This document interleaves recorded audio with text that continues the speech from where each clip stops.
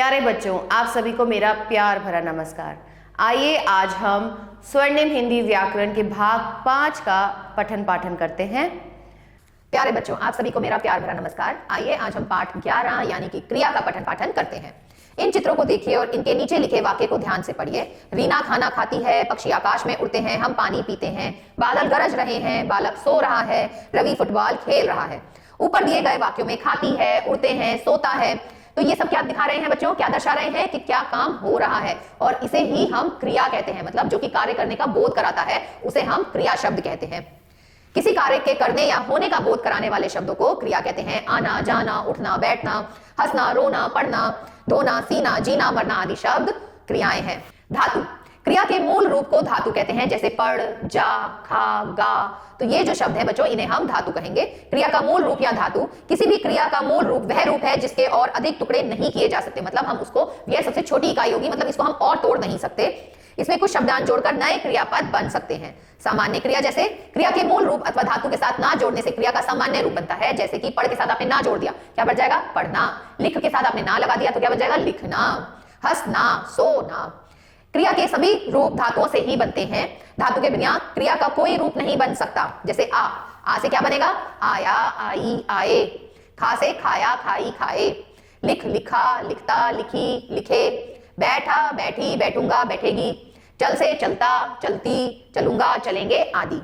क्रिया के भेद बच्चों, कर्म के आधार पर क्रिया के दो भेद होते हैं। एक को हम बोलते हैं अकर्मक क्रिया और एक को बोलते हैं हम सकर्मक क्रिया। सकर्मक क्रियाएं वे क्रियाएं जिसका व्यापार या का फल कर्ता पर ना पड़कर सीधा कर्म पर पड़े, मतलब जो हमें कर्म का ज्ञात कराएं, उन्हें हम सकर्मक क्रिया कहते हैं। जैसे मीरा ने एक मधुर गीत गाया, तो मीरा ने क्या गाया? गीत गाया।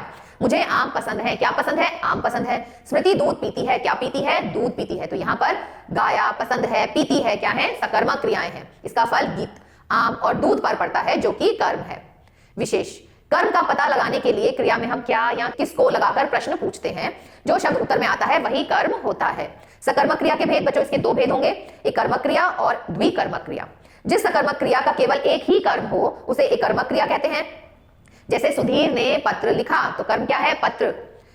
वे फुटबॉल खेलते हैं, क्या खेलते हैं? फुटबॉल। तो एक ही कर्म है इन दोनों वाक्यों में। द्विकर्मक क्रिया, जिस सकर्मक क्रिया के दो कर्म होते हैं उसे द्विकर्मक क्रिया कहते हैं। दादी बच्चों को कहानी सुनाती है, अध्यापक छात्रों को हिंदी पढ़ाते हैं। पहले वाक्य में सुनाती है क्रिया के दो कर्म हैं, कहानी और बच्चे, और ऐसे ही पढ़ते हैं। कौन पढ़ते हैं? छात्र पढ़ रहे हैं। क्या पढ़ रहे हैं? हिंदी। अतः ये क्रियाएं द्विकर्मिक हैं। अकर्मक क्रिया, वे क्रियाएं जिससे व्यापार का फल सीधा कर्म पर पड़े उसे अकर्मक क्रिया कहते हैं। जैसे घोड़ा दौड़ता है, रमा हंसती है, दौड़ता है, हंसती है, क्रियाएं अकर्मक हैं। यहाँ क्या प्रश्न का उत्तर नहीं मिलता। जैसे यदि वाक्य को पढ़कर हमें क्या, किसको आदि का उत्तर मिल जाए तो क्रिया सकर्मक है, अन्यथा अकर्मक है। दीदी खाना बनाती है, तो दीदी क्या बनाती है? खाना बनाती है। तो ये क्या हो गया बच्चों? सकर्मक क्रिया हो गई। कुत्ता भौंकता है, क्या भौंकता है? कोई उत्तर नहीं मिल रहा, इसलिए ये अकर्मक है। क्रिया के कुछ और भेद। प्रेरणार्थक क्रिया, जहां कर्ता स्वयं काम ना करके किसी अन्य को उसे करने की प्रेरणा देता है अथवा किसी अन्य के द्वारा उस कार्य को करवाता है, उसे प्रेरणार्थक क्रिया कहते हैं। जैसे मैंने अपना सूट सनलाइट टेलर से सिलवाया। हमने अपना मकान 4 वर्ष पहले बनवाया था, तो मतलब खुद नहीं बनाया ना, किसी और से बनवाया है, तो हमने दूसरे को ये काम करने की प्रेरणा दी थी, इसलिए ये प्रेरणार्थक क्रिया है। कुछ अन्य प्रेरणार्थक क्रियाएं। पढ़ना, पढ़ाना, पढ़वाना, उठना, उठवाना, हंसाना, हंसवाना, कराना, करवाना, सिखाना, सिखवाना। संयुक्त क्रिया, दो या दो से अधिक धातुओं के मेल से बनने वाली क्रिया संयुक्त क्रिया कहलाती है। वह पढ़ चुका है, तुम जा सकते हो, बाढ़ का पानी हमारी ओर बढ़ता चला आ रहा है। पूर्वकालिक क्रिया, जो क्रिया मूल क्रिया से पहले आती है, मतलब इसमें क्रिया जो है वो मूल क्रिया से पहले ही आ जाती है, उसे पूर्वकालिक क्रिया कहते हैं। उसने हंसकर उत्तर दिया, वह उठकर चल दिया। नाम धातु क्रिया, कई बार क्रिया को छोड़कर दूसरे शब्द, संज्ञा, सर्वनाम अथवा विशेषण आदि में प्रत्यय लगाकर धातु बना दिया जाता है, इसे नाम धातु कहते हैं। जैसे किसी की संपत्ति हथियाना ठीक नहीं है, तो इसमें हथियाना किससे बना है? हाथ से बना है। हाथ में अपने आना प्रत्यय लगाया है, इसीलिए ये क्या हो जाएगा? नाम धातु क्रिया। संज्ञा, सर्वनाम तथा विशेषण शब्दों से किस प्रकार क्रिया बनाई जाती है बच्चों, आइए देखें। संज्ञा, मेमना, मिमियाना, लाज, लज्जाना। सर्वनाम, अपना, अपनाना। विशेषण, तोतला, तुतलाना। दोहरा, दोहराना। झूठा, झुठलाना। गर्म, गरमाना। क्रिया पर लिंग, वचन और पुरुष का प्रभाव। क्रिया विकारी शब्द है तो क्रिया में भी परिवर्तन आता है, लिंग और वचन के अनुसार। कर्ता के लिंग, वचन और पुरुष के अनुसार उसके रूप में परिवर्तन होता है। क्रिया पर लिंग का प्रभाव, आइए देखते हैं। पुल्लिंग में राकेश खाना खाता है, तो वहीं स्त्रीलिंग में क्या हो जाएगा? रीता खाना खाती है। सुरेश स्कूल गया था, रमा स्कूल गई थी, मैं वहां नहीं था, मैं वहां नहीं थी। वह गाना गाता है, वह गाना गाती है। क्रिया पर वचन का प्रभाव भी पड़ता है बच्चों। वचन के अनुसार भी क्रिया में परिवर्तन आता है। जैसे एक वचन में मैं जाता हूं, हम जाते हैं। तू जाता है, तुम जाते हो। वह पढ़ता है, वे पढ़ते हैं। मैं यहाँ नहीं था, हम यहाँ नहीं थे। महेश आएगा, महेश और दिनेश आएंगे। क्रिया पर पुरुष का प्रभाव, जो क्रियाएं भूतकाल में होती हैं उन पर कर्ता के पुरुष का प्रभाव नहीं होता। जैसे मैंने गाना गाया, तुमने गाना गाया, उसने गाना गाया। मैं कल आई, तू कल आई, वह कल आई। हम कल गए थे, तुम कल गए थे, वे कल गए थे। हमने पत्र लिखा, तुमने पत्र लिखा, उन्होंने पत्र लिखा या लिखे। वर्तमान और भविष्य काल की क्रिया के रूप पुरुष के अनुसार बदल जाते हैं। जैसे मैं जाता हूं, तू जाता है, वह जाता है। हम जाते हैं, तुम जाते हो, वे जाते हैं। तो यहां पर आप देख सकते हो क्रिया का जो रूप है वो बदल गया है। मैं जाऊंगा, तू जाएगा और वह जाएगा। हम जाएंगे, तुम जाओगे, वे जाएंगे। तो इस पाठ से हमने क्या सीखा? किसी कार्य के करने या होने का बोध कराने वाले शब्द क्या कहलाते हैं? क्रिया। क्रिया के मूल रूप को धातु कहते हैं। क्रिया के मूल रूप अर्थात धातु के साथ ना जोड़ने से क्रिया का सामान्य रूप बनता है। क्रिया के दो भेद होते हैं, सकर्मक और अकर्मक। सकर्मक क्रिया के दो भेद हैं, इकर्मक और द्विकर्मक। क्रिया के कुछ अन्य भेद प्रेरणार्थक हो सकता है, संयुक्त क्रिया, पूर्वकालिक क्रिया और नाम धातु क्रिया। क्रिया एक विकारी शब्द है। कर्ता के लिंग वचन पुरुष के अनुसार उसके रूप में परिवर्तन आता है। आइए बच्चों इसका अभ्यास कार्य देखते हैं।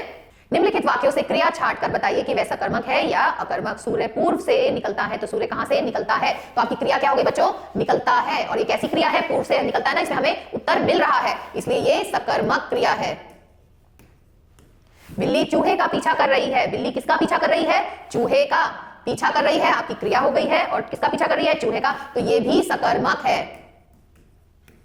नौकरानी ने कपड़े धोए। नौकरानी ने किसके कपड़े धोए? ये नहीं पता चल रहा। कपड़े धोए आपका क्या हो जाएगा? क्रिया हो जाएगी। और किसके धोए ये हमें नहीं पता चल रहा है, इसलिए ये अकर्मक क्रिया होगी। बाकी के भाग आप अपने आप से अपनी अभ्यास पुस्तिका में करेंगे। निम्नलिखित प्रत्येक वाक्य में से क्रिया का कर्म छाट कर लिखिए। तो कर्म मतलब क्या होता है? जिसके लिए कार्य हो रहा है। शर्मा जी ने एक कार खरीदी। तो शर्मा जी ने क्या खरीदा है? कार। कमल कल निबंध लिखेगा। क्या लिखेगा? निबंध। अध्यापक ने हमें पाठ पढ़ाया। क्या पढ़ाया? पाठ। किसान फसल काट रहा है। क्या काट रहा है? फसल। किसी ने मेरी पुस्तक चुरा ली है। क्या चुरा ली है? पुस्तक। निम्नलिखित वाक्यों में उचित क्रिया रूप भरिए। फूल पर तितली बैठी थी। फलों में मुझे आम अच्छा लगता है। हमने चिड़ियाघर में अनेक प्राणी देखे। ऐसे ही बाकी के भाग आप अपने आप से अपनी अभ्यास पुस्तिका में करेंगे।